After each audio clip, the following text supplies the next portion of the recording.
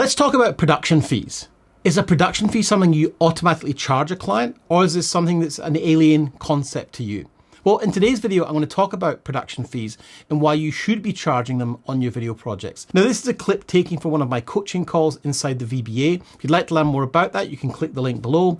And if you do enjoy this content, please do like and subscribe. It really helps us to grow our channel so we can give you more great free content like this. So let's jump into the coaching call now and show you how you can articulate what a production company fee is and how you can charge it and make more money.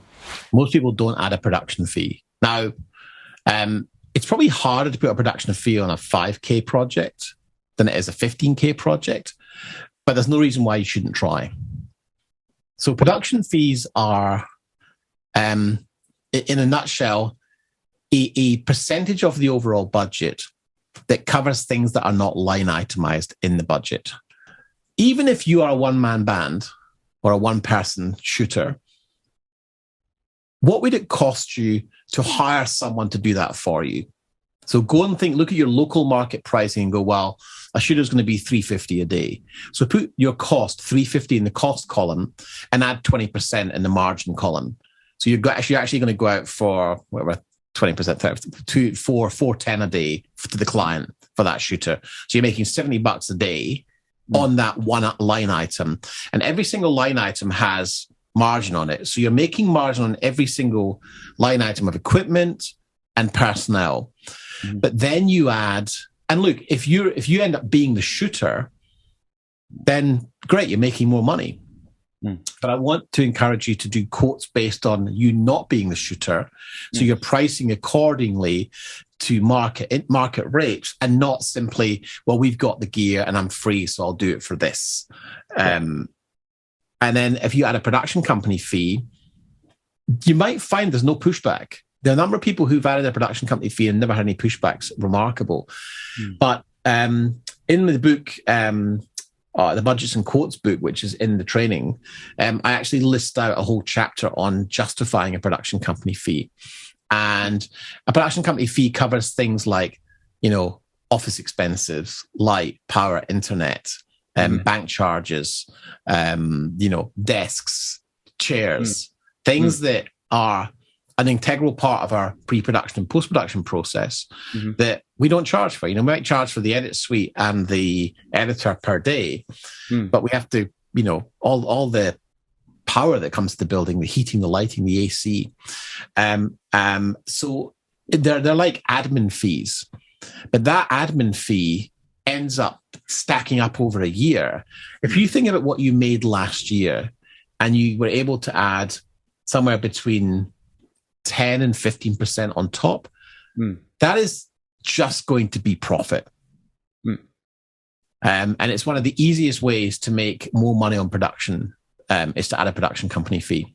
The only real rule is from a pure business perspective is your moral obligation as a business owner, as the business leader, is to provide a return for the investor.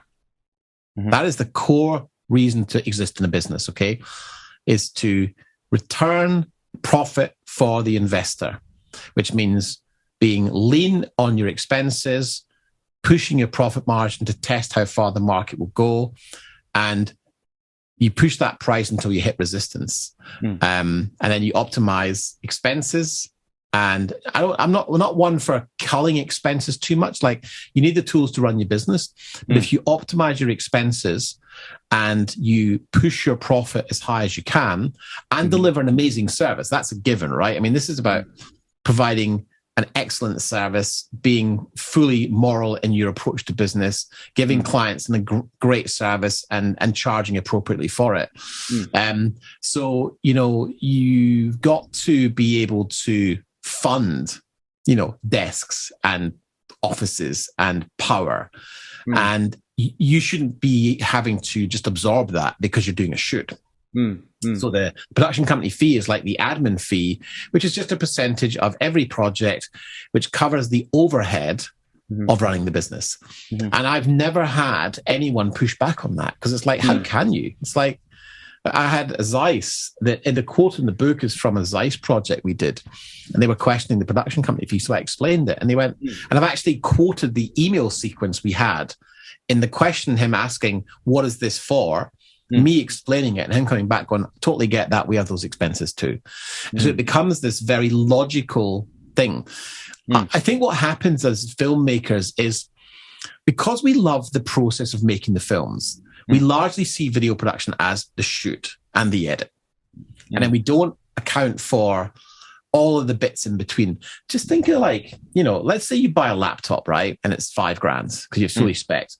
But then if you look at the number of things you buy from Amazon to connect that laptop to everything, the stand the laptop sits on, the you know, OWC breakout box thing, all of the cables that you buy, the sounds, the speakers, the desk, the monitor, the second screen, the Logic keyboard, that all this other stuff really adds up.